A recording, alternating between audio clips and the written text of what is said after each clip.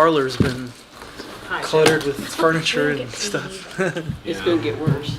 It is? Ellen and I are going in there. Oh, no. You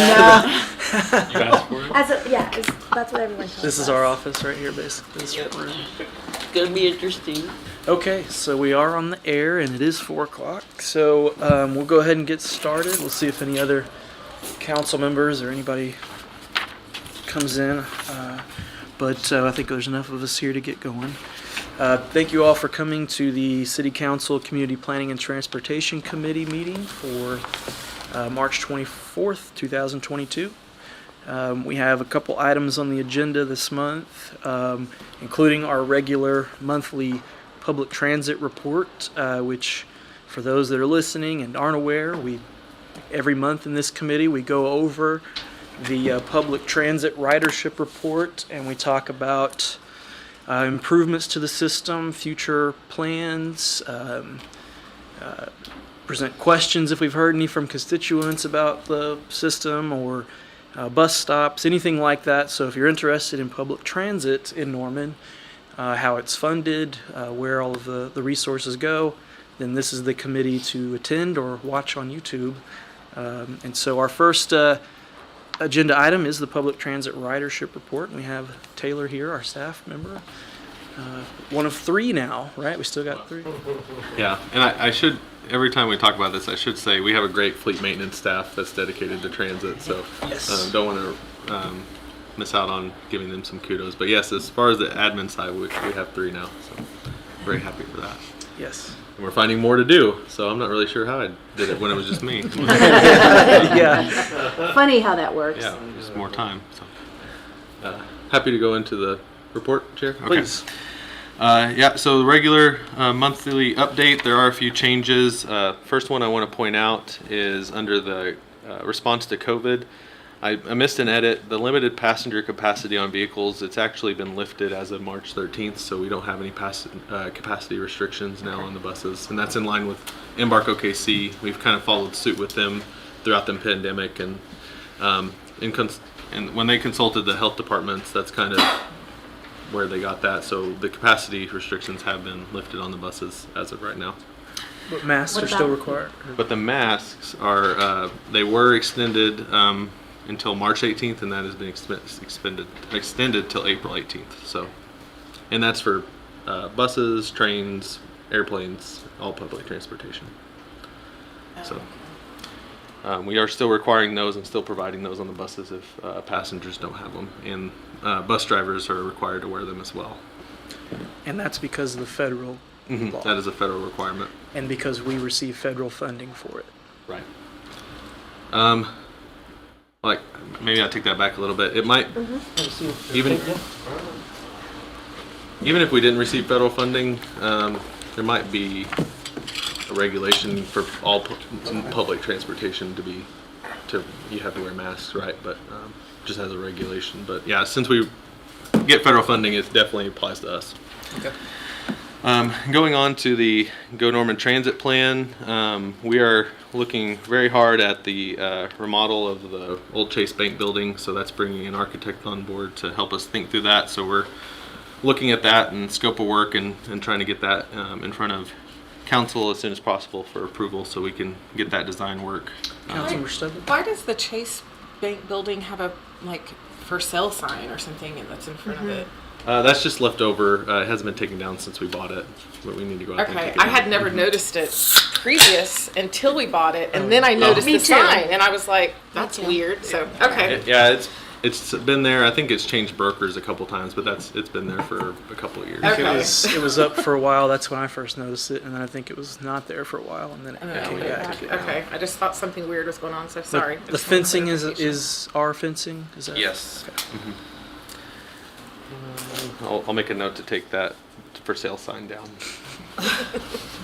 Let's see. We got the ACOG contract for the air quality small grant for additional bus stops approved approved by council, but executed by ACOG this week. So we will get started looking at that.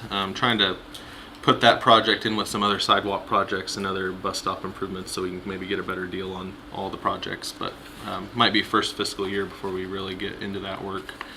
And that's key, along with the transit center, for the route network redesign, as we've been talking about with the long range plan, because we can't change the routes without having additional bus stops or the new transit center location ready to be operated out of.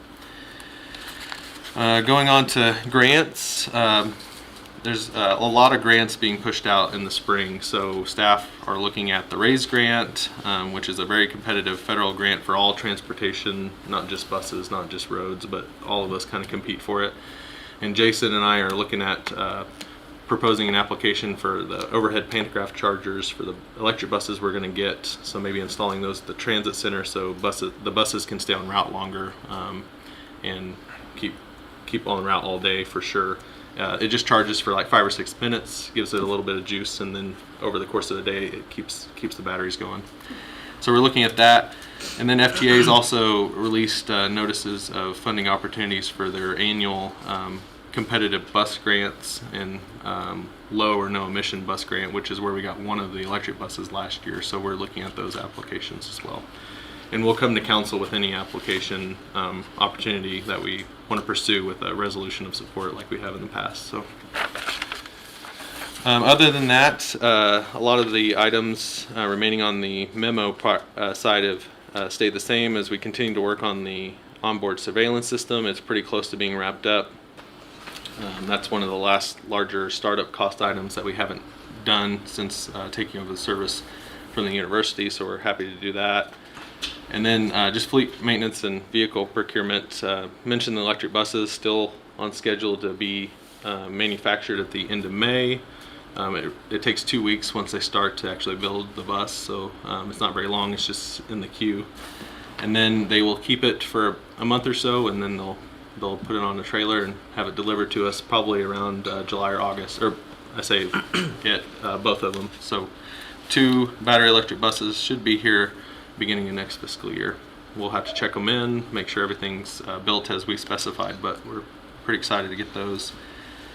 And then council approved the additional monies we needed for the 5 ProMaster vans to do a really big overhaul of our paratransit fleet. So we're in the queue for those vehicles as well, and they should be here in the fall as well. So we're starting to make some gains in our public transit fleet that we desperately needed when we took it over immediately. So just going to the ridership, I won't dwell too much on the entire report, but as you can see in the table on the right of page 1, if you look at the middle column where it says plus or minus February fiscal year 21, that's the difference year to year comparing last February to this February, and many of the routes are up by considerable percentages, with Main Street kind of being the lone wolf where it's a little bit down, but I think it stayed pretty level throughout the pandemic. So I think just with the weather, unnatural cold weather in February and stuff, it's hit a little bit of a slump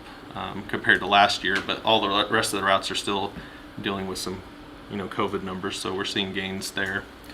Other than that, I'm happy to answer any questions or move on to the second item, which is also See, even the west route has a 25%, if I'm reading that right. Yes, of course it's all relative. Yeah, right. With the numbers, But Alameda and Lindsay East continue to show pretty significant growth, as we've seen in our density and usage maps. That area, yeah, having the most ridership in general. So, and Lindsay West is doing pretty well too. We didn't have very many months between the construction on Lindsay being completed and going back to regular service, and then the pandemic hit. So right. We're still kind of seeing that route take on a new ridership trend. Since we had to detour that route for many years when I was at many years. Yeah. It felt like many years while the construction on Lindsay Street was performed. Not to dwell on that, but that route desperately needed to get back on its regular route and try to get more consistency, bring passengers back. So we're happy to see it bounce back as well. It's doing pretty well. And looks like growth on all the Saturday routes. Mm-hmm. Yep. And that partly because we didn't. How long have we had it back going, I guess? We started again in August of 2020. Okay. Yeah. But it is growing as well. And if you look at the graphs on the next page, you can see that between the gray and the blue, the blue is this year, so all of the blue for this fiscal year are higher for Saturday and for the weekday. And we're seeing more of the plus ADA services, looks like, especially on Saturday. Yep. And then pretty significant increase in bikes too, which is interesting, coming on the bus. So, Councilor Studley? What is plus ADA? Is that where they book the ride 24 hours in advance? Mm-hmm. Okay. Yeah. And then the Social Security, is that online yet, or is that coming? Because I know we had talked about that.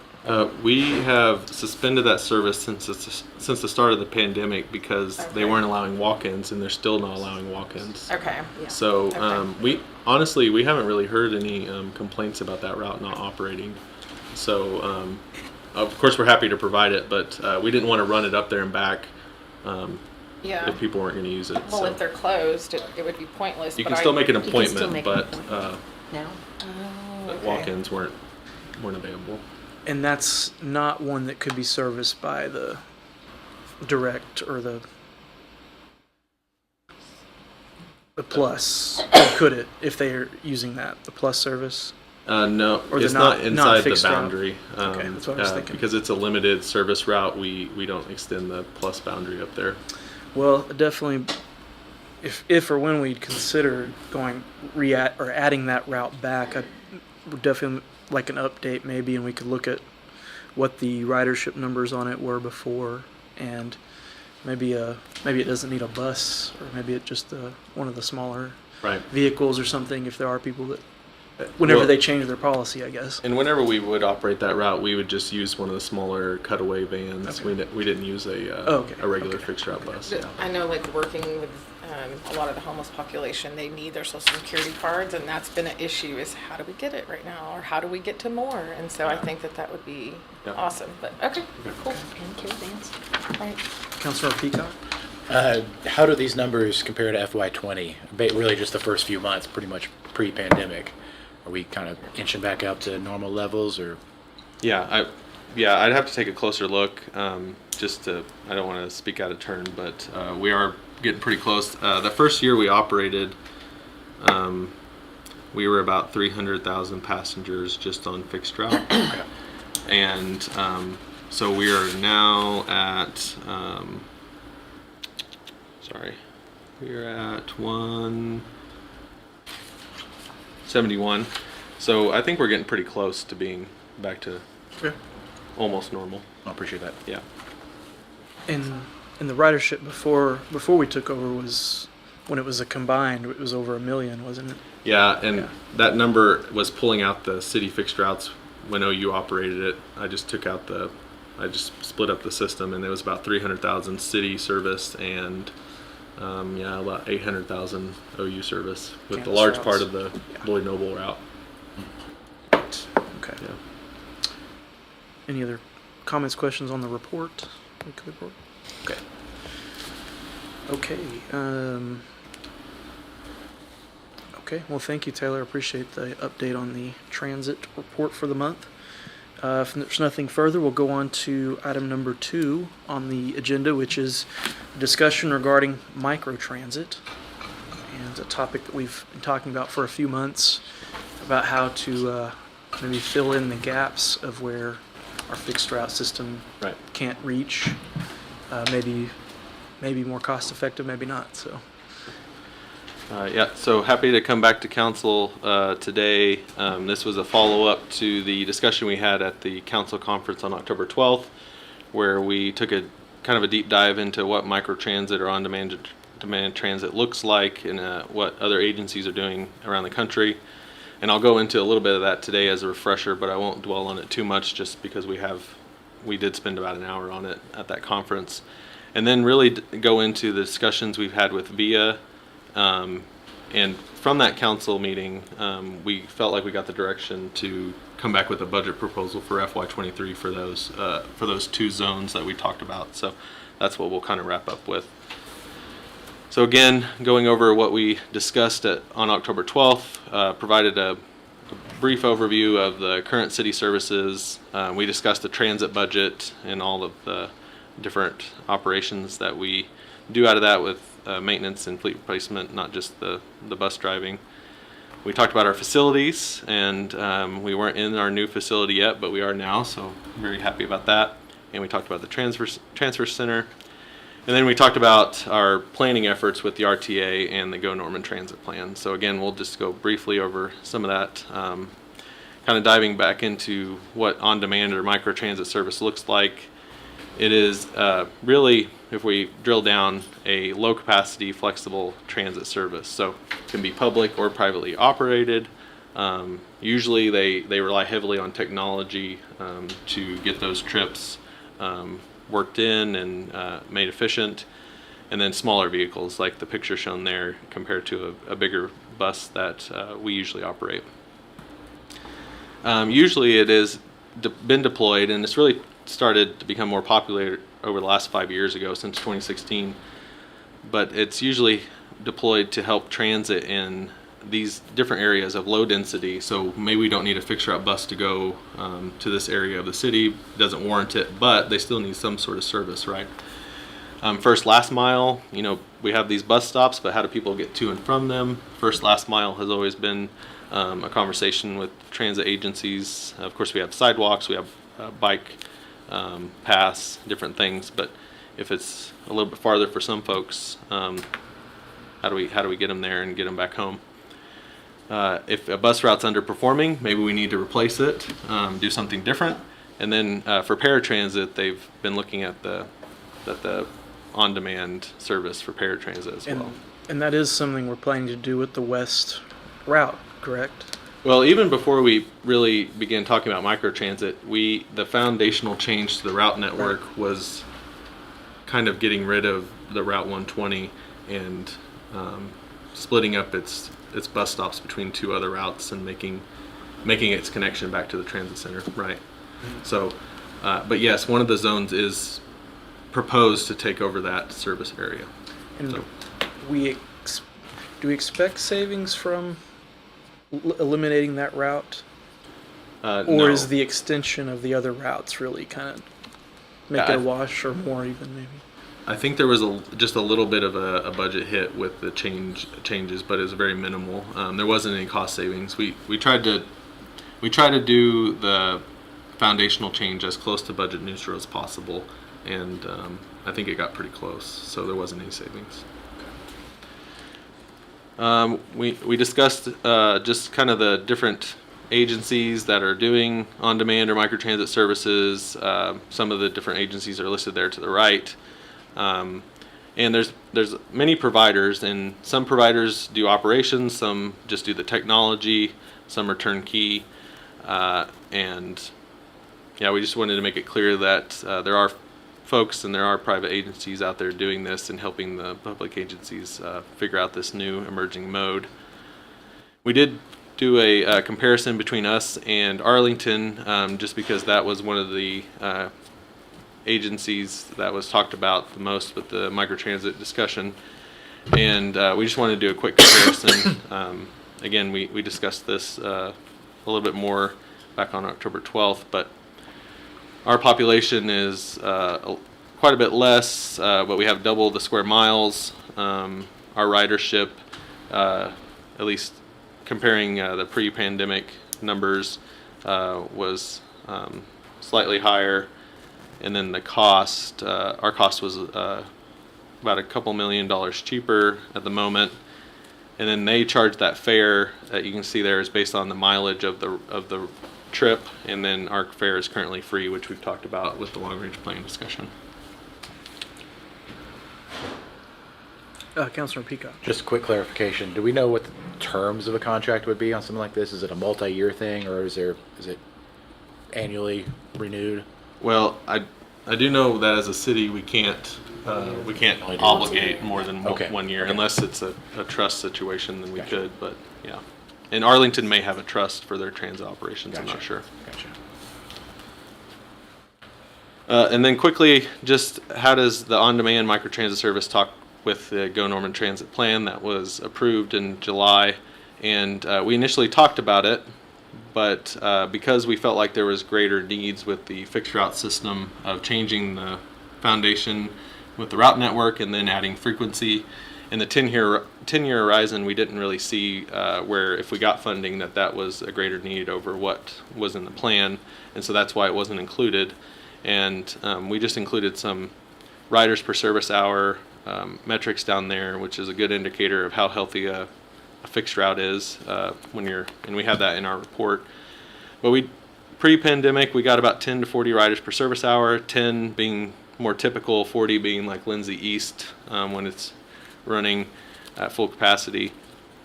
And then again, with the limited capacity restrictions, we were still at 6 to 17 riders per service hour.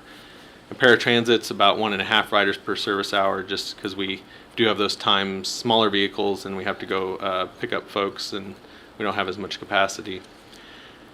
And on demand is about 3 to 4 riders per service hour.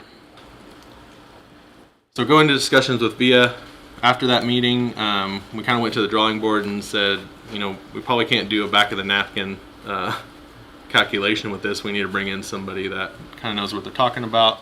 So we reached out to VIA, and they gave us, after a couple meetings, a solution or a cost estimate and some zones, and we worked through some parameters that you can see on the right of hours, which we modeled after the current fixed route service, and they're able to play with their algorithm, as you can see on the bottom. How long do you want people to wait if they have to wait? How long do you want them to detour if you have to detour and go pick somebody else up, right? You don't want them on the vehicle longer than 45 minutes, something like that. So this is where we kind of landed. It was pretty clear that we still would have to go to a competitive RFP process even if the budget was approved. So just wanted to make that clear that they were coming to us and helping us think through this and helping us get a good budget number so we could come back to you all and have this discussion. And here's kind of those zones we talked about on October 12th vaguely, but we sat down with Via and Drew. As Councilmember Holman pointed out, the purple route, or what's shown in purple on the top left, is the Route 120. And this is our current system because we haven't changed the routes, but that's that kind of underperforming route that we are going to change a lot with the change in the route network. And then Southeast Norman, we're calling in the long-range plan to put in a fixed route as an expansion, but as we all know, that's a fast-growing area with lots of density that people need to get around in. And we thought it was key to make sure that each zone connected to a fixed route. So if people needed to access the larger network or go somewhere else in Norman, they could get a ride to the bus stop within the zone and go elsewhere. And so just quickly, the 4 to 6 vans spread across the 2 zones so they could bounce back and forth depending on demand. And it would just be for those folks within that zone, or if you were in that zone and you need to get around. And the high estimate for the cost for the first year was $1.5 million. And again, we'd have to go out to RFP. We couldn't just select VIA, but do want to give them a lot of praise for helping us think through this. Councilmember Stubby? Is that, so I'm just trying to understand this correctly. So the people that need a ride and that would be able to use this service only can live in these areas? Is that what we're saying? Mm-hmm. So if I live in Core Norman and I don't want to get on the Embark bus, I would prefer to take this, I can't. Unless you got a trip out to that zone, you could use it. But because at the end of the day, we have the service, we have the fixed route service that we think is pretty efficient in terms of costs, and we don't want to cannibalize it by having this as where fixed routes already go, where the fixed route is pretty efficient, if that makes sense.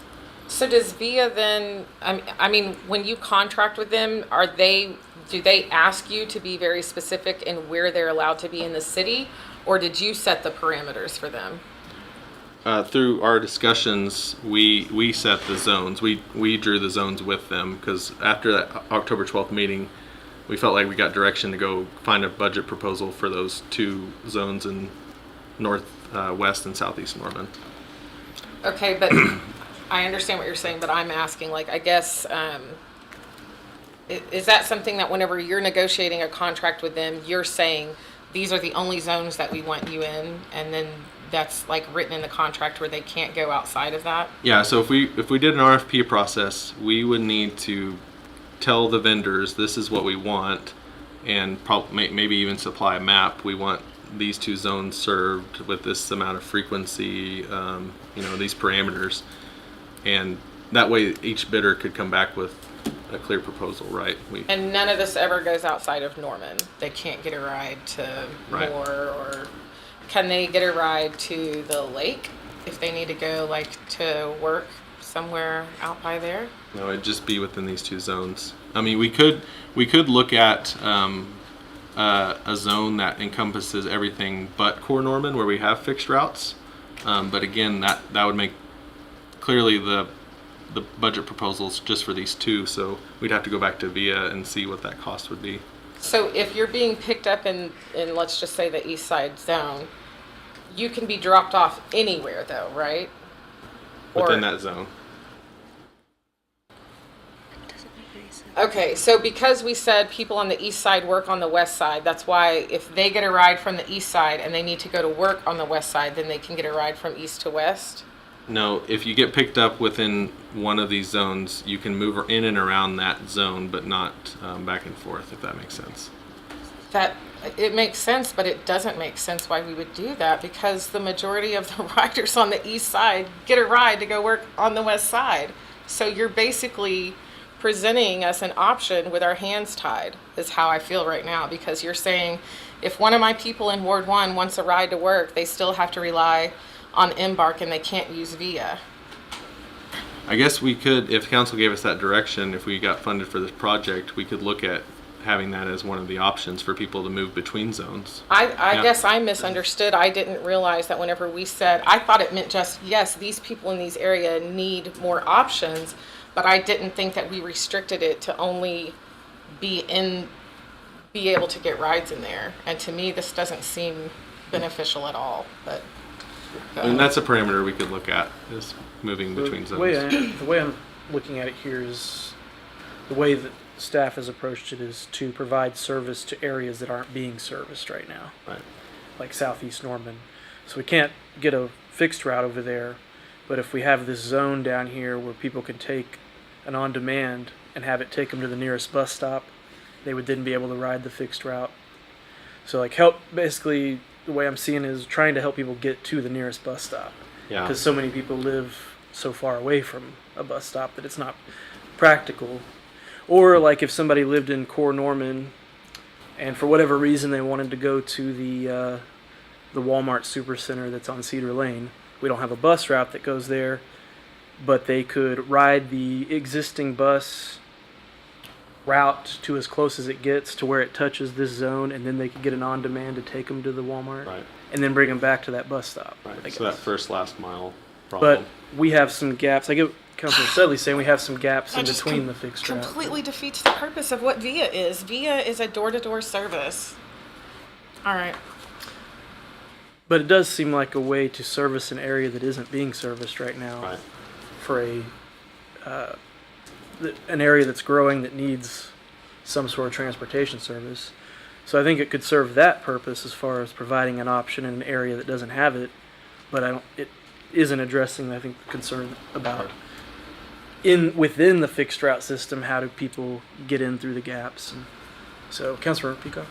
Did VIA give any indication that they would make these zones basically pickup zones and then they would do drop-offs anywhere? Well, and that's up to us as the agency that wants the service to set those parameters, like I said. We just went with this proposal at first, and as you can clearly see, it's a little expensive. So if we started adding more onto it, it probably will get a little bit more expensive. But there are other agencies that I'm trying to remember where it was. You could ride the on-demand or the VIA, whatever the service was, into the core city, but you couldn't ride it around it, if that makes sense. So you could get in there where fixed route was, but you had to ride fixed route when you got there, and you could ride back out to one of the outlying zones. So we could look at that as a parameter too. We don't want to put the service necessarily in Core Norman where we have fixed route service, but we want people to be able to go straight to it, right? So we could look at The that. example that I was thinking about on the east side with the East Lindsay route is, the kind of debate we had about Brooks and Lindsay and Biloxi and Right. Brandywine. Brandywine. Yes, Brandywine. And so, both of those, like we felt pretty strongly. I think that Brooks needs that stop, and Lindsay needs that stop. Biloxi needs those stops, and Brandywine needs them. And if we had to make a choice between the two, how could we continue to those people on Brook Street, like being able to call this service to help get them to the next bus stop or take them to wherever they're going, I guess. But so I kind of saw it too as working within the system. Is that going to Brooks? That's the not existing not as route. currently Okay. drawn. Yeah. Okay. Brooks is Might be helpful to see this too with our proposed changed routes Oh, to that's a see good if that, idea. if our new routes help somebody get from the east side to the west side easier than it is now, then that's, that helps address Right. that problem. yeah. We could certainly do that, council member. We just showed it on the current route network because we're still working through the Sure, changes. yeah. So if this was going to be a FY23 change, we wanted to show how it would interact with the current routes. If I may, Counselor, that's partly why we're here. The city manager, as you know, is putting together his final budget for you all in the next 2 weeks, I think. And so he's looking for direction from you. Do you want to add another $1.5 million or $2 million or $3 million to that budget that we probably don't have? So don't get caught up in the concept. This is what we thought you were wanting us to explore the first time. But if you want to draw this map differently, we'll be happy to go back and get more. The point here is it's very expensive. We don't have $1.5 million in the transit budget today. So if you want to do something like this, we need to know that pretty quickly so we can put it into your budget for consideration. Okay. And- So our fixed route system is free fare, but if we're contracting out to operate this on demand, does it have to be free fare too? It can be whatever you all want it to Yeah. be. So And I there think- could be a cost or fare to ride that because it's taking you directly where you want to go. Yeah. It's So you a can ride the premium. bus for free, but you might have to walk a block or a couple blocks. Exactly. It's It a might take a premium little bit service. And I'm longer. sure that VL, But if you want whoever to pay the fare, contract it'll will- take you anywhere you want to go. Right. So that could offset some No, of the it'll costs. take you within those blue zones. Well, I mean, if we change that, though. If To we Sean's said, point, like, yeah. truly on demand. If we get the funding, we could come back and talk about what do we want it to look like. So if the they're collecting a parameters, fare, the though, would that zones. number, that 1.5 for us, does that still exist even if they're collecting a fare from passengers? Well, we would certainly we would have to decide if the fare comes directly to us and just goes into our budget, or if they decrease it from their operating costs. But they did not provide us an estimated fare collection, so I think at least for the first year or two, we'd have to assume, not knowing how much fare we would collect, what So would. I read that as the demand service is free and we're paying $1.5 million a year Right. for it to be free. That's correct. Yeah. But if riders are paying a fare to the company when they get in on an app or whatever it may be, that maybe that cost to us isn't there. Bingo. Right. Yeah, in general terms, if we were collecting 500,000 in fares, then it would cost the city $1 million to run this service. Councilmember Schuler. Yeah, most of my questions were around that same line of questioning around, could we charge a fare? Because I think that was an initial discussion that we had around this, and that's how, Arlington, and there could be opportunities for providing, offsetting costs for those who might qualify for, a subsidy to be able to use this service that live in certain areas or are not on a fixed bus route, and I mean, to me this feels really limited, and I understand the challenge and the budget constraint that we're under, but it seems really exclusionary to me, and to propose this to our residents. I don't know that we put this map up and say, like, these are the only people that can use this, or only that if you're in this area and it can only go right here. I don't know if that makes a whole lot of sense, frankly. And if we're also looking at our city from, a bigger picture, like, we're missing the whole east side of, and we talked about Little Axe, and we talked about out to the lake, and now I understand cost and that number continues to grow, but this isn't just about people that live in core and central Norman and how they move about in that area. I was always envisioning this as something broader, to be able to bring, people around to different locations. And so I do like the idea of potentially broadening the scope and having the opportunity that, okay, yes, they can come in, but then they have to use the fixed route system when they're in the center part of town, where that exists.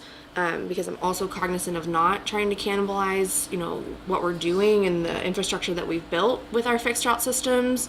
But I think the intent of this was really to provide expanded access, and these two zones to me don't do that. I think the way that we really want or intend. And is there a way for us to think about this in a scaled way too, where we love a pilot program, Councilmember Hall. And so what does that look like? And how do we scale out? And can we think about this kind of over time? Because I feel like if we do this, I don't know that this is going to be successful, and we're going to have the opportunity to say, look, we need to expand this outside of these two zones, because I don't know that we're going to get the numbers that would indicate that this is something that our residents need, because I don't know that it will be utilized because it's not functional. We agree with you completely. Yeah, and we can draw the whole city and it'll be $5 million, right? It's just a dollar and cent Sure. issue. Right. Councilmember Studley, and then Hall, and then. I think So with the 8.3 in Arlington, that was for last year, and they had 368 or 86,000. That's their 348. population. That's the population. That's the population. Three. No, the 348, 056. Yeah, So that's almost their. a fiscal I year. see. Okay, so that's their rides, and then they paid the 8.3. So, and they charge that fee, right? Mm-hmm. And they're still paying that amount? That was my understanding. So then you're just guessing, or for sure that if our riders pay 500,000, that it'll take that off of the bottom line? I'm using general terms, Councilmember. We did not price the cost of fare collections, Yeah. which is probably higher than 1.5. That would be a grand, but- fair policy decision by you all, just like our fixed route system. Well, I understand the fare would be a policy by us, but it's going to be also working into negotiating with this company, because if we're going to say, yeah, we're going to charge a fare, then what does that look like via? So I had always envisioned this kind of with what Arlington is doing, where it's a sliding scale, as Councilmember Schuler had mentioned, where it's, lower incomes may qualify for a reduced pass, where somebody may want to take this as opposed to Embark. And I wasn't looking at this as it would only be in these areas. I thought it was something that was going to be compatible with and give other people an option.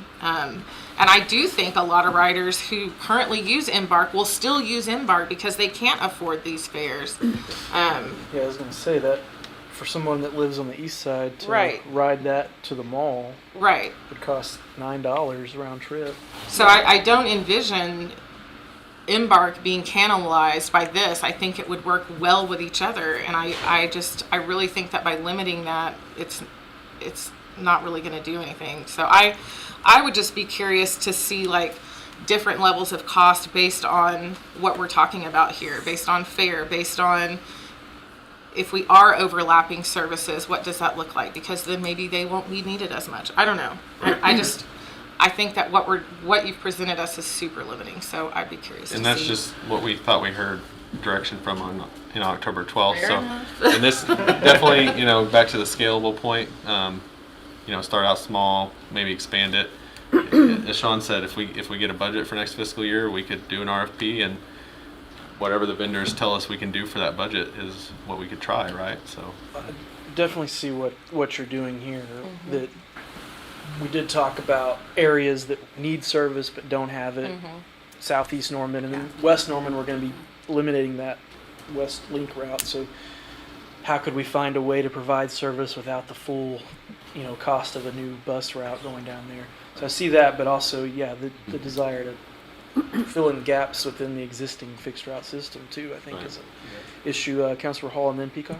Yeah, so that's kind of where I want to go to, because part of my recollection, without going back and reviewing the entire conversation on October 12th, is just the challenge of operating a hybrid system. So we wanted to pursue how we could fill in the gaps with the micro transit, but we still are also developing and evolving a public transit or a transit system that's built for the city of Norman, not just what was left over from the University of Oklahoma.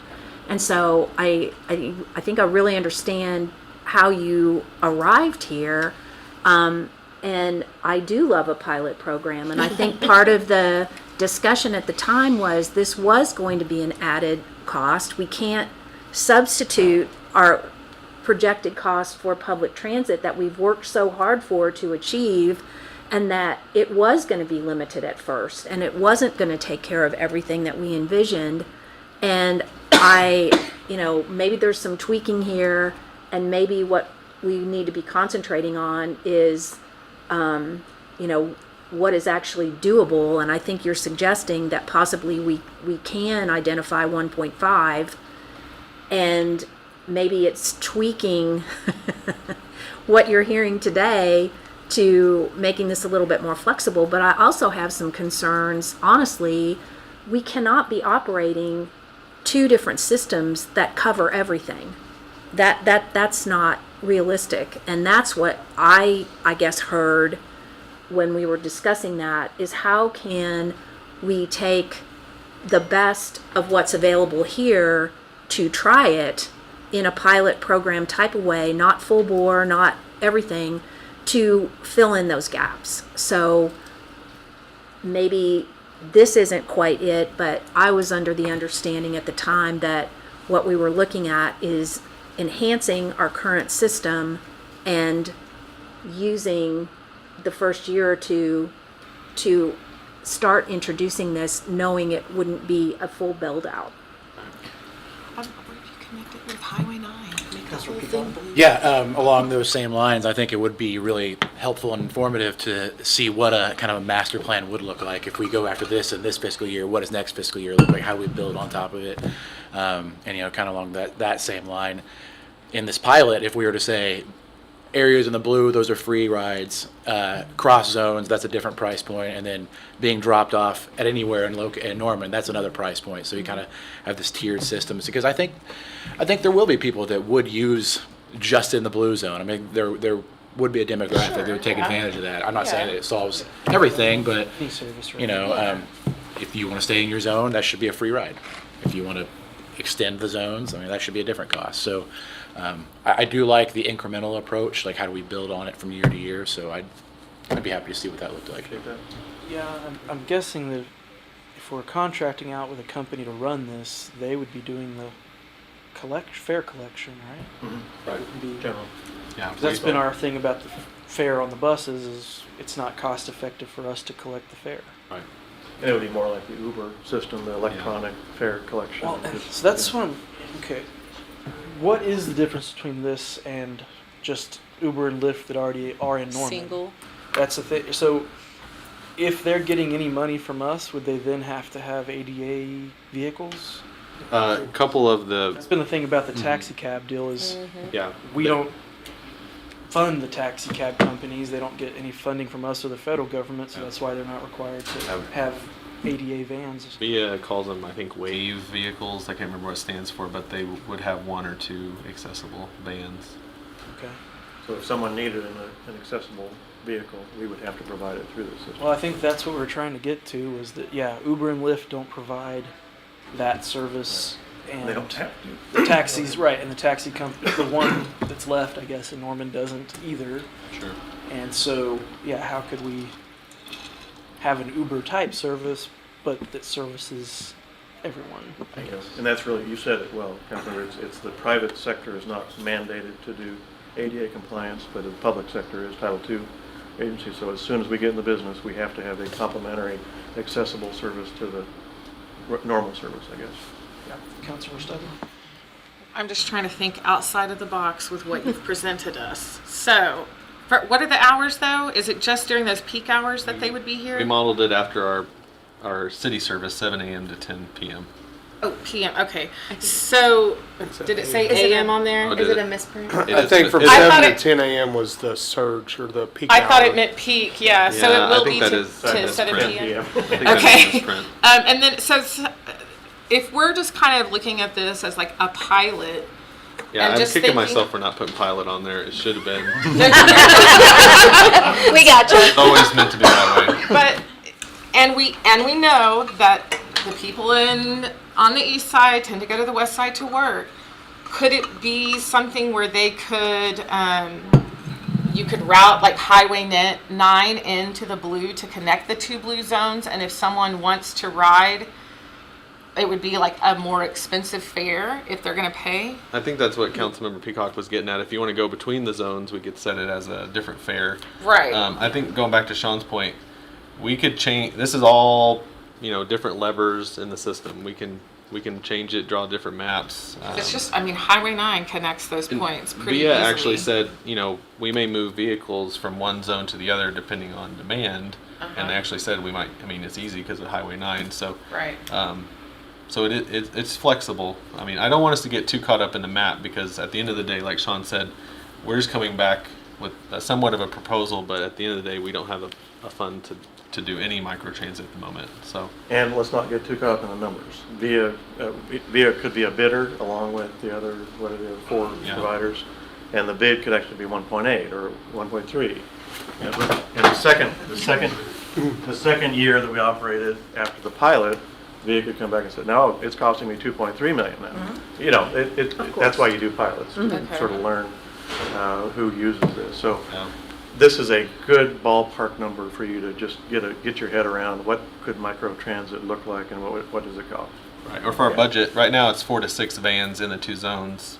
If we did 2 to 3, seeing what we see what demand is, and maybe it needs 4 to 6, but we start with 2 to 3. That's another lever we pull, right? So, Okay. Councilor Schuler? Yeah, I mean, I think this is just, if I could, I guess, encapsulate kind of our conversation and really the things that I'm thinking about. I know that what we want is everything, and we would love to shoot for, the moon, but it's really a lesson in like what can we provide, what is feasible with our budget, what is the level of service that we can do now? What is the demand going to be? How do we pair this into our current system? But what I'm hearing is that we all want something, right? I mean, we want to move forward towards providing a system that is complementary to our fixed route system and what we currently have. And so, I mean, I guess the direction that you're asking for is that we want something in the budget for the next fiscal year to provide this service. I mean, and I'm saying yes to that. So One aspect we've talked about where we are expending a lot of money that we're not required to, but we do, is providing paratransit service to the entire city limits, right? I mean, we'd have to look at the zone 2 versus. So zone 2 is the not required. It's everything outside of that 3/4 of a mile around a fixed route. And I mean, Jesse, we'd have to drill down into the numbers, but the ridership in zone 2 isn't that much compared to zone 1. So if you're going, I'll let you finish your thought. Well, just know that, is it possible this is a cheaper alternative for us to provide? So I want Richard Anderson to be able to call up the thing and take him wherever take him to his son's baseball game. The current paratransit, you got to schedule it. Isn't able to do it on demand like that. Is there savings? Would this maybe be a more cost-effective alternative to replace Zone 2 or the whole paratransit? If we system? looked at drawing a on-demand zone for everything, kind of like Zone 2 for paratransit, I mean, we probably have to have serious conversations about if we want to duplicate the service, just like we talked about with fixed route. Like this So- replace the paratransit service. Would this be Zone cheaper than 1 what and we're 2? paying? Yes. Could this be cheaper for that And now, than what we're paying and allow them to get directly where they're wanting to go without? and now we're getting more into. It's more complicated replacing the Zone 1 paratransit with another provider. It gets a little bit more complicated. We already have vehicles for that. We have drivers. Sure. It might be, but we didn't run that exercise. So, Yeah, I don't want to duplicate the service, but but for Zone 2, if we did everything outside of the fixed routes, I think it would make sense maybe to look hard at, do we still provide Zone 2 paratransit service since we have this on-demand service that's serving the same area? well, I would definitely like to know what are we spending on the Zone 2, and then could this be a more cost-effective and maybe even more efficient Sure. option for servicing that area.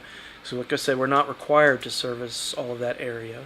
We do it just out of the goodness of our heart, I guess you could say, but Yeah. we do it because it's the right thing to do, I think. But we do have a large footprint, exceptionally large for a city of our population, and it is a lot to provide service everywhere.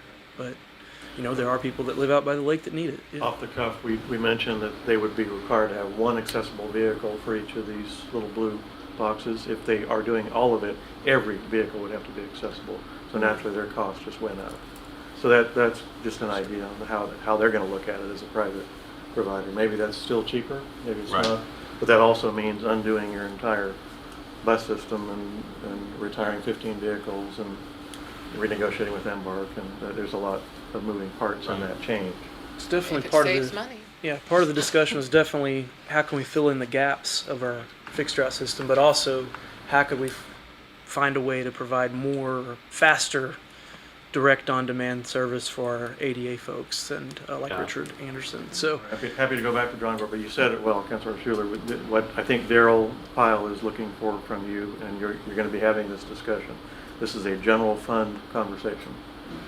I don't think there's $1.5 million extra in the general fund that I know of, but he and Anthony can tell you that here in a couple of weeks. So they're going to be looking to you to say, do you want to put an additional $1 million or $1.5 million into this thing, maybe at the expense of this thing, whatever that thing is. It's the same drill that you go through each year with the budget. I know when we presented this to him in our budget presentation 30 days ago, he sort of had sticker shock. So I don't know what he's looking at, what he and Anthony are looking at in terms of the health of the budget, but I know $1.5 million got his attention. So he just needs to know from you, is this where you want to put your dollars? And you don't have to do that today, naturally, but you'll want to have that conversation the next 30 to 60 days for sure as you look at all of the other budget needs in FY23. So right now we're spending 5.5. About 5.3. 5.3 is what we're spending on our total system. We get federal funding that covers half of that. About Right? 4.5 is coming from non-general fund sources, Right. so federal funding, the transit tax. So about 800,000, give or take, is general fund today. So you would be increasing from 800 to 2.3 in this case, if you just use that number. So a couple options could be if voters wanted to approve an increase in the transit tax to fund expanded service. That could be one, right? Or doesn't look like to me if this service was citywide that it would be more cost effective than our current system and wouldn't service as many people. Generally, they're not, but I mean, we'd have to take a bid and really get to the bottom of that. okay. And you could raise those rates. I mean, you could make that $8 a ride, and suddenly the city's share of that is much less. So lots of ways to move the numbers around. Okay.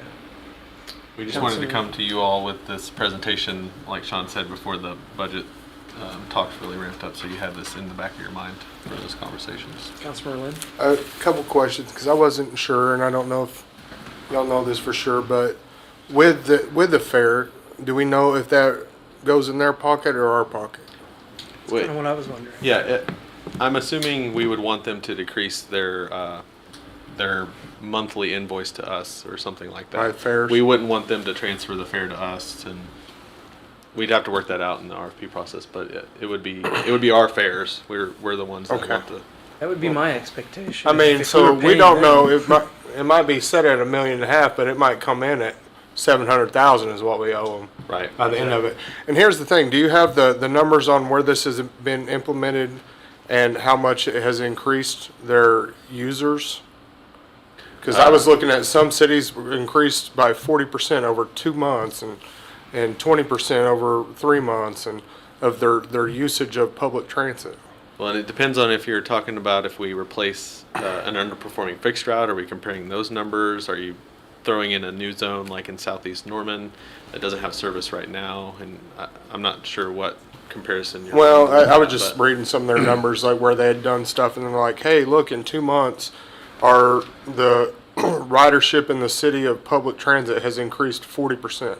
Because when I look at this is something I'll use, and I'll just be honest. I'm not getting on a bus. I'm guessing most people in this room do not ride a bus or regularly. I know that I hear Anthony takes buses and trains, whatever he does, but I mean it's not the norm for the majority of the people. But I would totally use this, and I think that a lot of people would use this, especially if you're looking. I've paid $60 for a Uber ride in Norman. It was during surge hours after a ball game. You go from Campus Corner to my house. It was in the northeast part of Norman at the time. It was $60.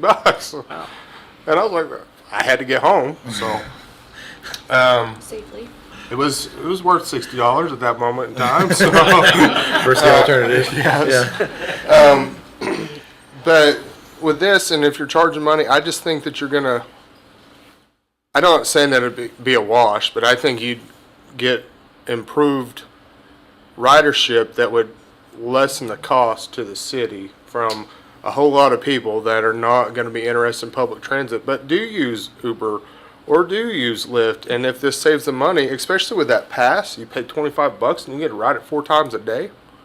I mean, how could you go wrong for that? And we could also, for that pass, 4 rides per day, for $25 $1 a day or $1 a ride. $1 a ride. Yeah, you could totally subsidize low income people if we had a threshold for their income and say, hey, the city will provide your pass.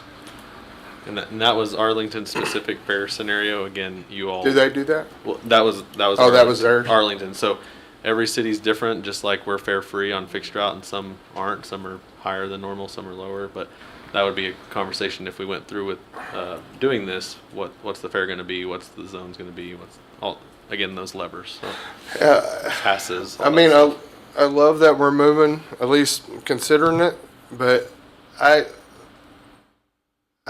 know with pilot and stuff, but it does seem a little bit restrictive at this point that you're only like, stay in this square, we can get you around. It's hard to see how that might equate to come out and seeing if it's worth it or not. Right. If you're just limiting it to that. So, I mean, I don't know if it'll be a good measure at the end of it anyways. If we spend $1.5 million and we go home, we still don't know because this is the only place that it operated. That's where I'll just take the map off the slide.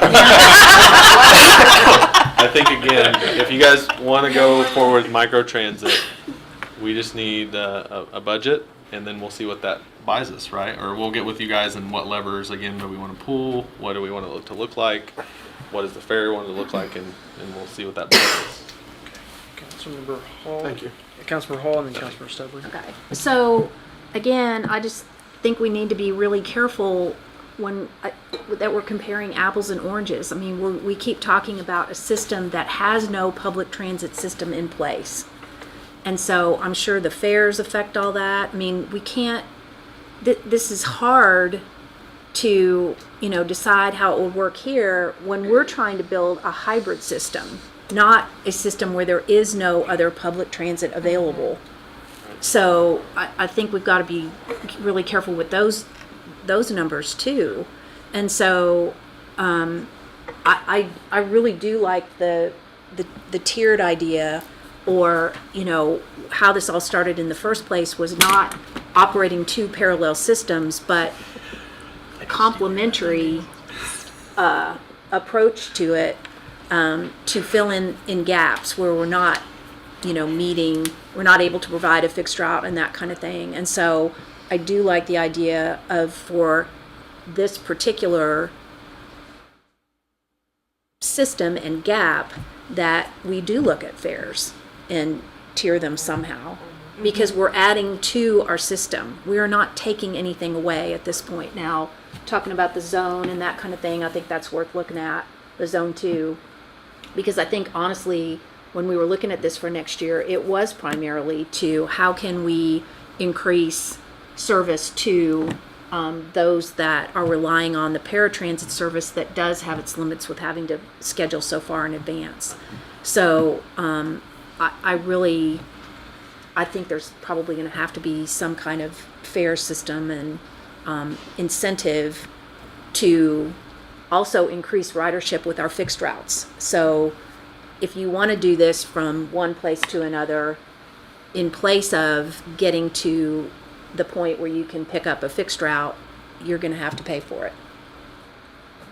But maybe we can cover the cost of ADA Yeah. or low income Yeah, folks of course. to ride it. But that would be one way to have an easier way to measure too of what we're doing. So is a fixed route bus, previous discussions we've talked about like 350 to 500,000 to add a new route.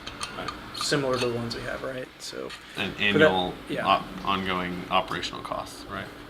So, I mean, it almost potentially adding a fixed route bus down to Southeast Norman would be cheaper, but you wouldn't have the ability to go anywhere. So Yeah, and I was gonna make the point briefly that if we do go forward with the microtransit discussion, we have to realize that we're making the decision not necessarily to fund something else in the long range plan that we talked about. So even though this would be a pilot and the long range plan has ongoing operational costs, there were, like I said in the presentation, other needs that we thought, consultants thought, and when we went through the long range planning public process, that there were higher needs. So I just wanted to make sure to keep that in mind. Councilor Southern. Okay, so I'm trying to go back to the numbers of our operating cost. Total operating cost is 5.3, or that's what the city pays, and then we also get grants. Total cost. Total, including grants, is the 5.3. Right. That's the total expense to the city's general fund or other sources of funding. Grants would be in addition to that amount. So there is more than just the 5.3. You're saying grants. And it fluctuates. So like on this slide at the bottom left, 5.3, 5.4 for running the system, and then if we do any vehicle replacements, that's in addition to, if that makes sense. Is that Right. Okay. So the 6.23 is coming out of Norman's budget, but is there also grant money that's also supplementing this? Yes, just So like what is the total of grants plus what we're spending? 4.5. Oh, yeah. plus what we're spending Yes. is right here. That's what that number is. So 6.2 is all of our grants plus our taxpayer dollars. Yes, and I would more focus on the 5.4, 5.5 because the bus replacement funds can be more of a roller coaster depending on if we get grants. It's not necessarily a fixed amount every year, but the operational costs are. But that is all inclusive of the tax, the ongoing annual grants, and the general fund subsidy. So then basically if 4.5 of that is grants, then we're saying we're really spending less than 2 million of taxpayer dollars on their transit system? Less than a million. Yeah, 700,000 is what the. They're all taxpayer dollars, but the general fund dollars was about 800,000. And Well, just to clarify, the 1/8 cent transit tax is 2.5 million of that, or a little bit more than 2.5 million. So general fund is this amount, but also we have this dedicated transit tax that goes directly to this purpose. Okay. And federal funding. I'm trying to grasp like a true all around cost, because I know we're saying they're 8.3. I don't know if they get grants or any kind of funding or anything like that either, since that is their only public transportation system. It's my understanding they get about a $2 million FTA grant as well. I think I'd have to go back and dig down to their budget, but we were just looking holistically at what their charges are, and trying to compare that holistically what our charges are. And we received And then- about $2 million also from FTA. Right. Okay, and then, why, maybe this is a dumb question, but why can't we buy our own vans and do our own microtransit thing with Embark? Like, have some type of partnership with Embark to do that? I don't know if they'd be willing to take something like that on, or, I mean, if we already have a relationship with them, and it seems cheaper to me if we bought our own vehicles than 1.5. You know how many vehicles and drivers you could pay for 1.5 million? Well, and that's the question is, do we want to do a pilot, or do we want to commit ourselves to doing something annually? We're gonna 'Cause, start buying stuff. yeah, if we Gotcha. buy vehicles, we So buy this drivers. would be we like a have- pilot to see if we're even getting the ridership, and then if we are, then we could look at possibly doing that Possibly. ourselves. But Okay. Does that make sense, right, Jesse? I mean, you guys don't do that in Oklahoma City currently, but that's the difference. I would say is we would be buying assets, and we'd be having people on not our payroll but Jesse's payroll, and we'd have to be conscientious that they may be gone in a year if we don't want to fund it again, right? Would you be opposed? Okay, that's all I wanted to know. But your concept is right. Yeah. They are a contractor now. They're a very different kind of contractor. They're public trust, and they're Oklahoma City. But many cities have a private company like Embark that would be a bidder just like VIA. Yeah, They might want to get into that business. Absolutely, you're right. okay. And then to Taylor's point, if you use any FTA funds to purchase any vehicles, you can say after a year, you're like, yeah, we don't want to do that. You can't just sell them. Right. You have to pay back all the FTA funds. Right, right. Okay. Price. So, Probably a pie graph of how the transit system is funded might be helpful for everybody just to see a visual of how we do it. But yes, that's the way I understood it. Is that the general fund is contributing 700,000 to 800,000. The rest is being paid for by federal money and the transit tax that voters approved. So, but it might be helpful for everybody to see a visual of that. Councilmember Lynn? On your budget over here, the 6.2, that's all inclusive, does that also include employee labor? drivers. No, I mean, for like the maintenance facility, Mm-hmm. anybody that lays a hand or is connected to this, does that include all that? Yes, sir. City and Embark. Yes. Probably Okay. 50 bodies represented there. Okay. Yep. And the 600 and 230 for vehicles is just what I threw in there is, just to give you a holistic number. But And it was a big deal to get the federal funding, which, if you go back, it was allotted to the city was the recipient, but because OU ran the system, it was transferred to them years ago. So when we took over the system, it had to be transferred back to us, and that really hadn't been done anywhere. And it took a governor's signature and everything Wow. for us to start receiving the federal funding back, I guess, so that we could take it over. So, Councilmember Schuler. So when we're talking about things that would be helpful to see, to Councilmember Hall's point about what we're comparing here is our system and then a system that doesn't have a fixed route. So it might be good to see a city that has a hybrid model and be able to compare something that's a little bit more similar to what we're trying to implement Thank you. here. Yeah. And that's the problem with Arlington. They never had a public mass transit system. Yeah, but it seems from the slide before that there are other other places. places that are doing zones and Yeah. on demand and some different other things that we've started to kind of talk about that we might right. think about in a different way. About So the same size as Green Bay. yeah, actually. it'd be good to see what they're doing. Yeah. Great point. Okay. Okay. Well, it seems like we've given a lot of feedback, I think. Thank you. And I'll share all this with Daryl, and you'll have more conversations during the And I budget. think it will be helpful to see our proposed the changes to the routes that we're planning to make. Yeah. And what Yeah. that looks like. And then look at the gaps that are in there, and then zone 2 question. Because I do wonder too about Arlington, if the city is providing this service, but they probably still have Uber and Lyft and everything, but they're providing it because it offers a more paratransit potentially. I'm not sure if they have that either though Access. too. They probably don't have a paratransit service. No. So, and I think Arlington's one of the largest cities in the country without a public transit I think it system. is the largest. Yeah. Yeah. Yeah. Okay. Any other questions, comments about this topic? So I probably will be coming back here, I would assume. And then, and are we still thinking about the routes changing in July as we're moving forward? Not July. This July? Or end of this year? when we talked about it, it was last July, and it seemed like it was like a year. I've been mulling it over and talking with Jesse. So we still have to do the additional bus stops, and we haven't even begun to dig into the transit center. Right. So realistically, in my head, I'm thinking next August, and Like 23? yes. Yeah. Okay. I made the mistake of saying August 24. I meant fiscal year 24, but the other day.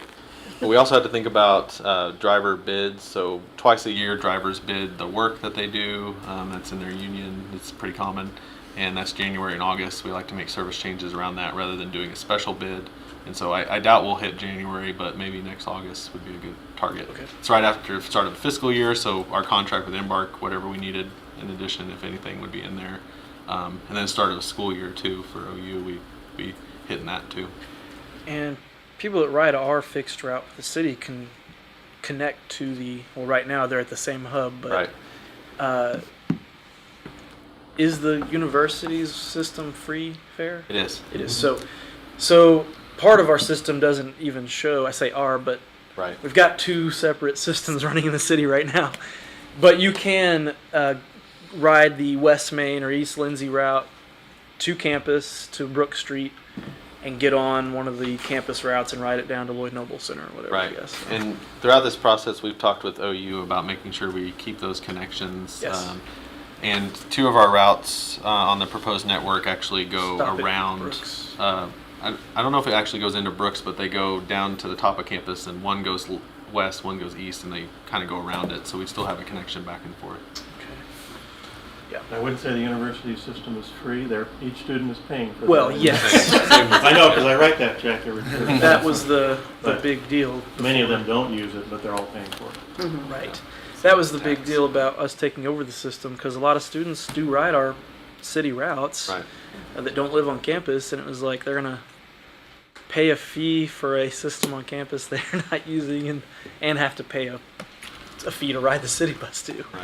Yeah, so, count it. Okay. Okay. Okay, we'll move on to Thank you, the sir. next. Thank you very Thank much. you. I appreciate your work on that, Taylor. And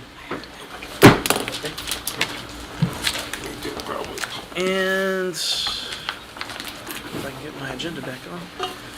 Third item on the agenda is a discussion regarding the potential establishment of one-way alleys in the Center City form-based code area. I don't know if it was specifically, I can't recall if that was a recommendation of staff had made in one of those meetings, but it's something that came up in the Center City committee meetings, and we thought it might be something we could maybe press on with outside of that committee as a public works issue. So And we've done some research on it here. I did want to point out, and Taylor left the room, he dogged my Lindsay Street project, and I put bus turnouts for him, I know and then he dogs me on it. So, thanks a lot, Taylor. that project could have been a 4-year project. That's what I always tell So, people. anyway, so just going to give you a little bit of background and discuss a little bit on one-way alleys. I want to start off just kind of, when we say an alley, what do we mean? It's definitely just defined very simply as a narrow passageway between buildings. And in this situation, we're talking about public alleys. So those public alleys are dedicated in platted areas. So they're either platted right-of-ways or platted easements specifically for alleys. When you look at the initial town site of Norman, the way they laid it out in the plat, there's always an alleyway between the blocks. Yeah. So that's kind of what we mean, and these are maintained by the city. So we're not looking at something that goes behind the Walmart. These are definite set areas. They can be used for commercial, residential, or mixed uses, and we've got all those here in Norman. And a lot of the times you'll see that they'll contain utilities, trash containers, parking. This is just an example of an alleyway here. You can see we got overhead electric. You can see the trash containers. You can see the dumpster there. And you can see a truck parked there currently unloading. So you can see that we have a little bit of all of those, and even in just this one photo. This is kind of hard to see, and I apologize, but this is a map of all the alleys. And it's not all the alleys. I identified more that aren't on here. But these are the alleys that we've identified. We've numbered them, and we've actually done some work to go out and assess those.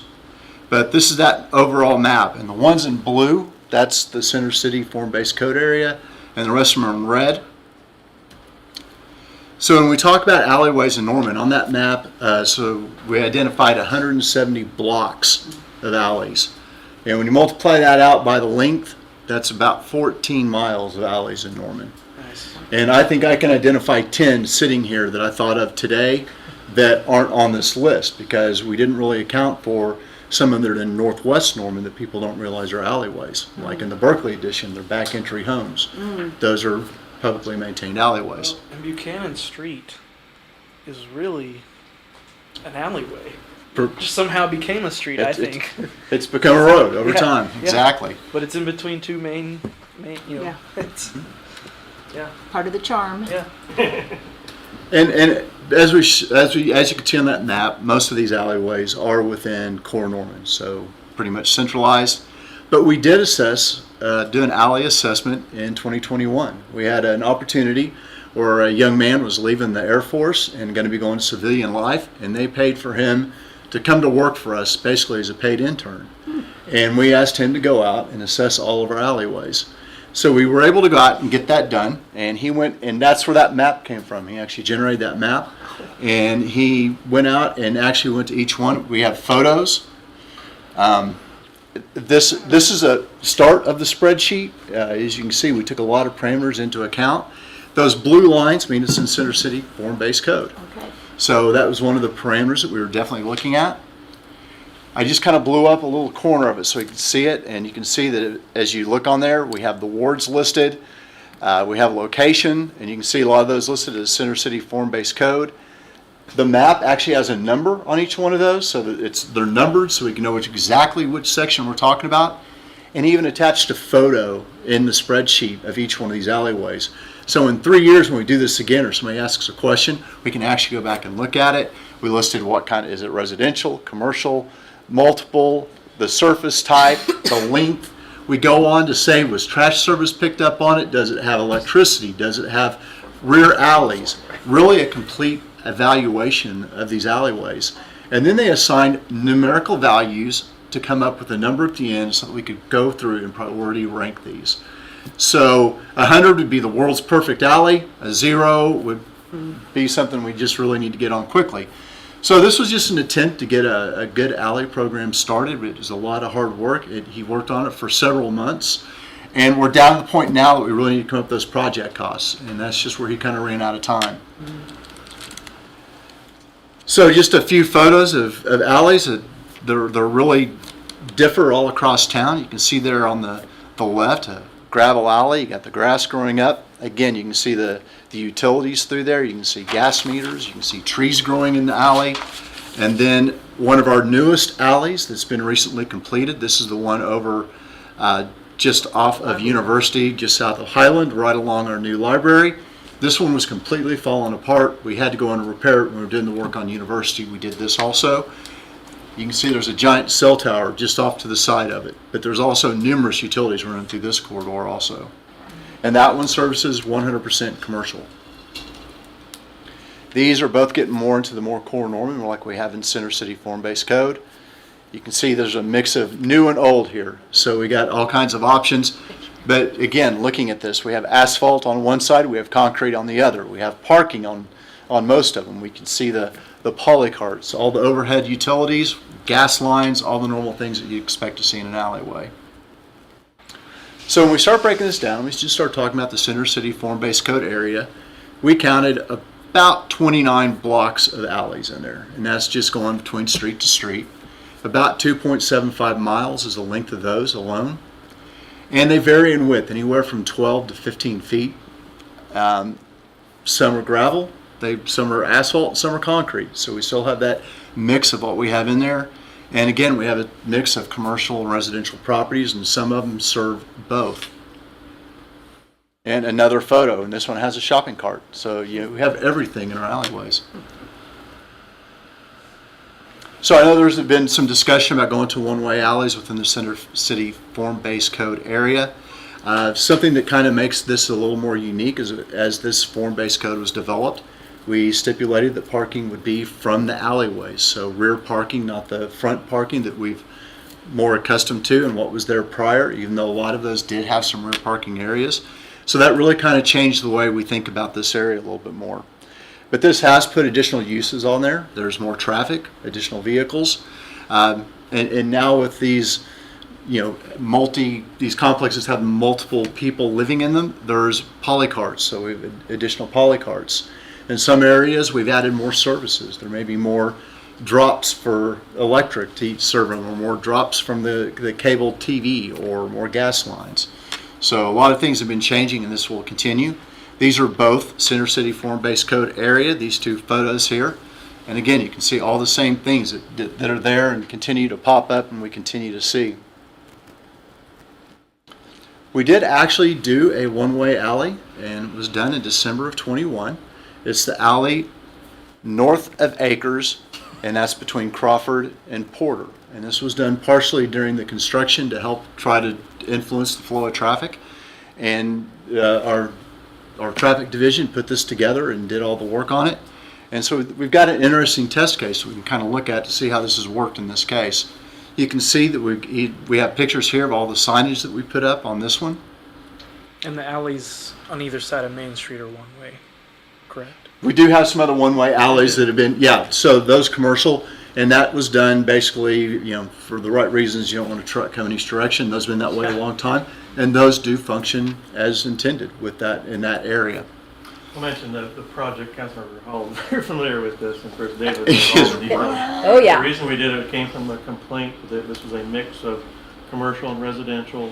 The residents were very frustrated and concerned about heavy traffic, high speed traffic running up and down the alley as they left the commercial area or going to the commercial area, whichever.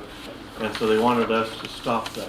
And one of the clever ideas was, let's take it one way in the opposite direction to keep those cars coming from the commercial area and flying that back to the residential area. Has been a colossal failure, not for lack of effort or trying, but people are not complying. They just haven't complied, and the residents are still very frustrated with it.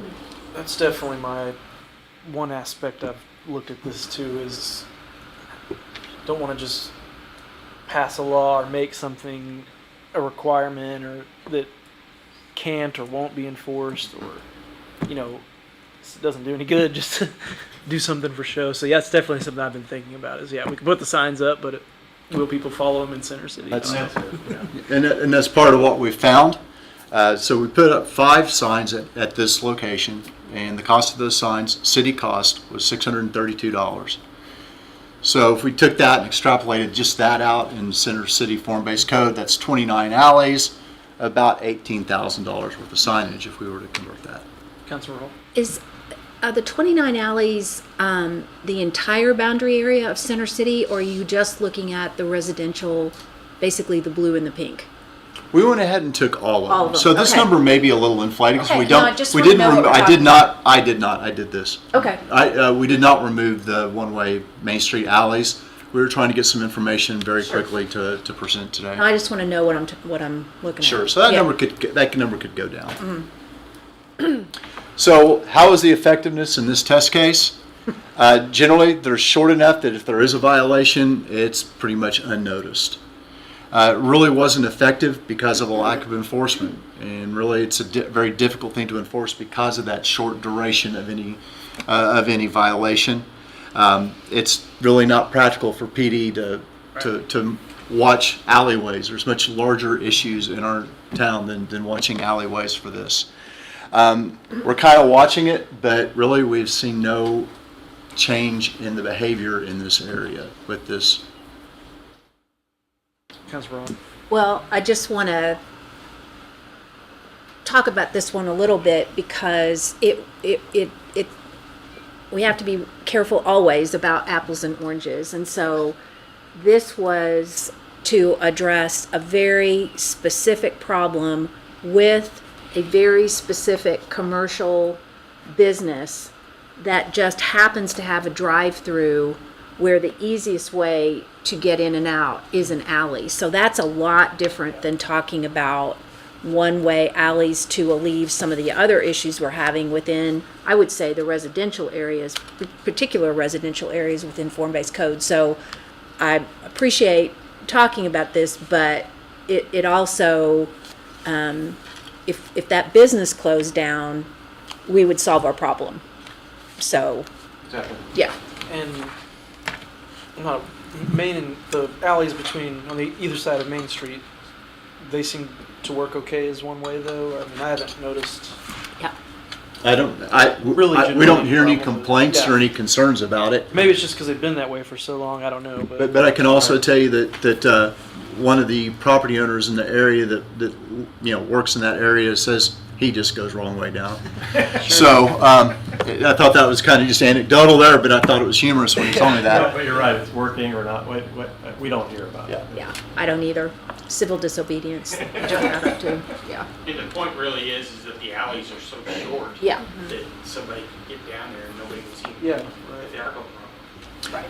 So we did do alley length, and most alleyways are between 350 and 450 feet, generally. That 440 is about what our normal blocks are through Center City. We have some that are longer. We have a couple that are 1,100 feet, and we have some that are 250 feet. But if you think about that, let's say 4 to 450 range, that's kind of what you're thinking on the length of these alleys. some of my favorite places to walk. Me too. Really, you Yeah. can walk down all the way down the block and then cross and then walk back down the alleyway on the other side. It's pretty cool. I think. So, why is there a particular reason why we stopped? Similar on the topic of alleyways. Why do we stop building alleyways? Because I know we've done a lot of we still see it on the agenda sometimes on these projects, like waiving alleyway requirements. So it's still there, but we don't do it anymore. And Great question. Lots of probably theories about that. A lot of that has to do with subdivision design and maximizing the land use for living purposes and not taking up this space. But a lot of it, I think, has to do with services that are no longer wanting to be provided in an alley. We don't like to pick up trash in alleys. It's very difficult, very damaging. We trash with a trash truck, it seems like twice a week, hitting a tree or a pole or something. So the movement away from alleys for heavy vehicles. Utilities all moved out to the front. We no longer do utilities in the rear if we can avoid it, including sewer, water, gas, electric. So I think over the course of time, municipal development has moved away from that space for lots of different reasons, and then it just went away. so just kind of a way to hide stuff that you didn't want to have a big electrical box in the front yard. Because we've had people complain about that now that there's these giant green boxes in their front yard. Bubs and all loves. these meters and Big ugly boxes and little ugly boxes. yeah. Bubs and loves. When previously those things might have been in the back. They would have been in the back. But if you look at a typical subdivision plat that you'll see every Tuesday, there's a 20-foot easement in the back for some remaining utilities, but it's not accessible to vehicles. So that's really the evolution of subdivision design, I think, over the last 40 years, 50 probably. Yeah.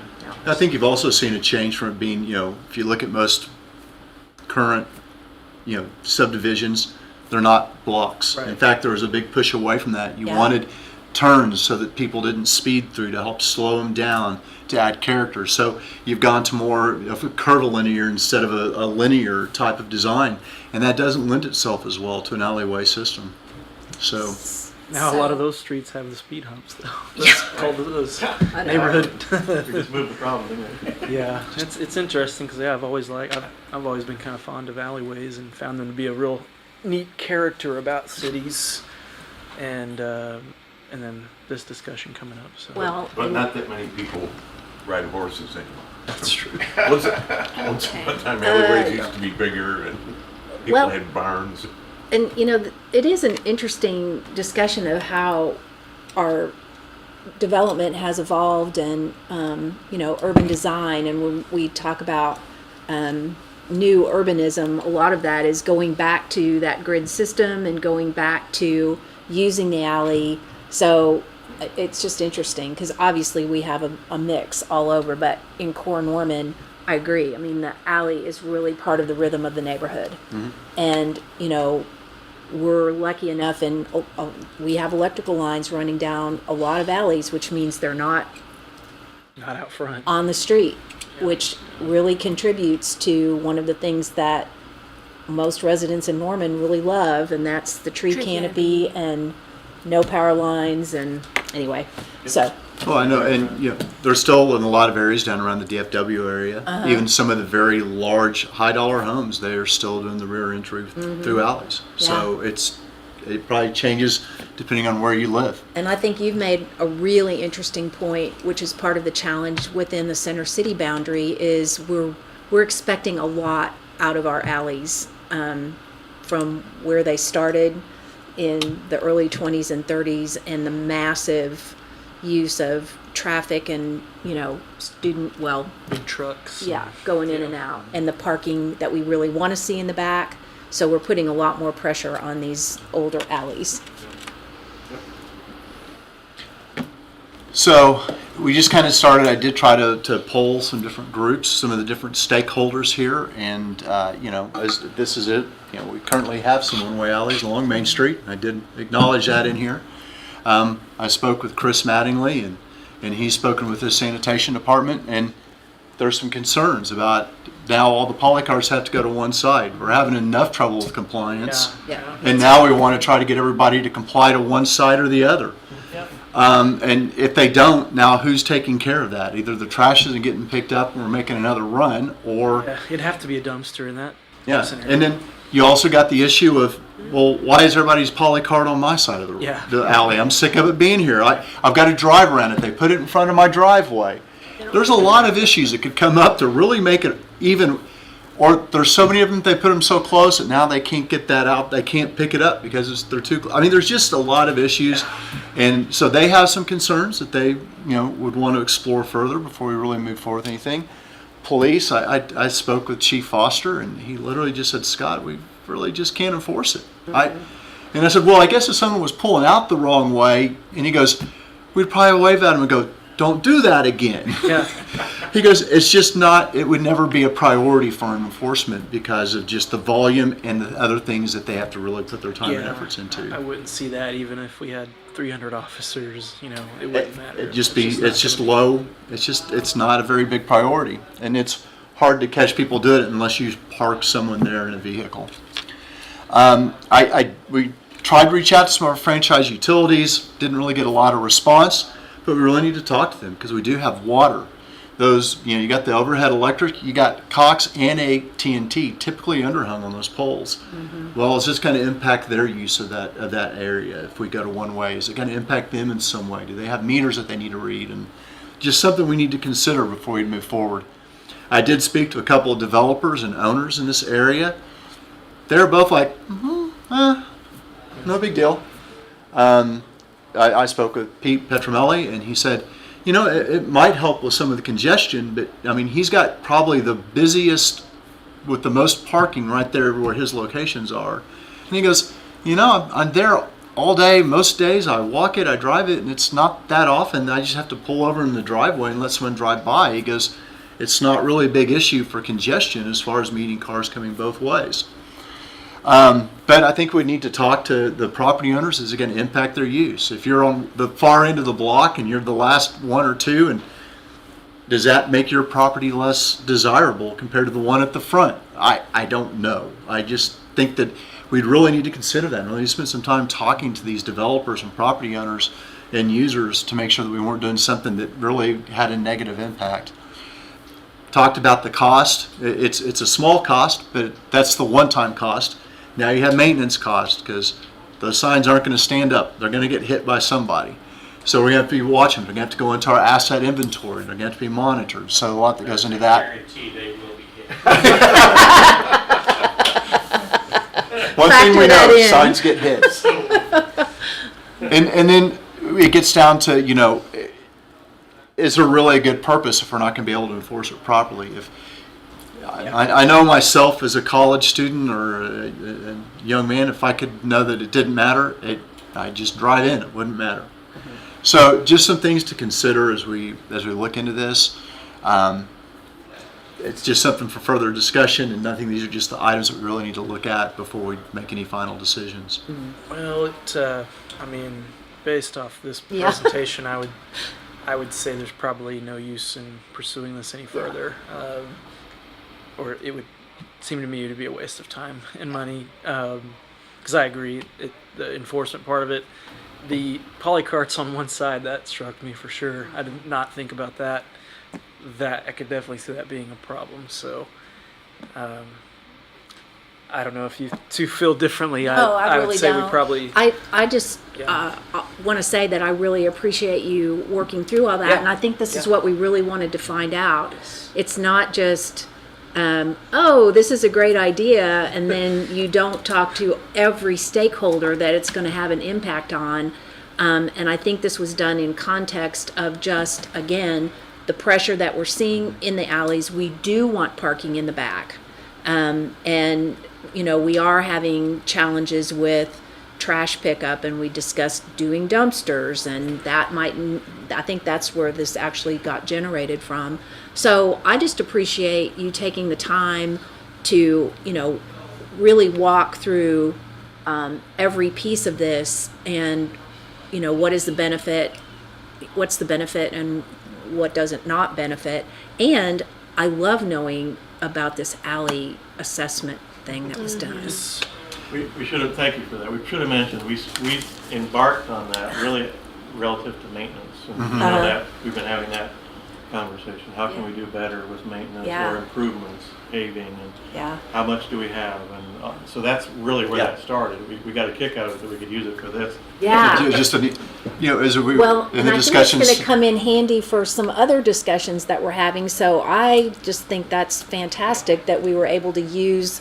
In our discussion, in your discussion this morning in Yeah. the ad hoc committee, and you're talking about, when we talked about the fact that we have all of these infrastructure issues and how we're going to be able to prioritize them, I was thinking, we've got the alleys, we've got the roads, we've got, there's a lot of we already have in place. But So this is really valuable information, and for me, just walking through this exercise and having you all, really dig into where we'd want to go with this has been valuable. So I really appreciate it, but I'm with you. I think we've answered that question, and we like to make data-driven decisions, and so it'll help go back to the committee as well to just say, okay, we really, good.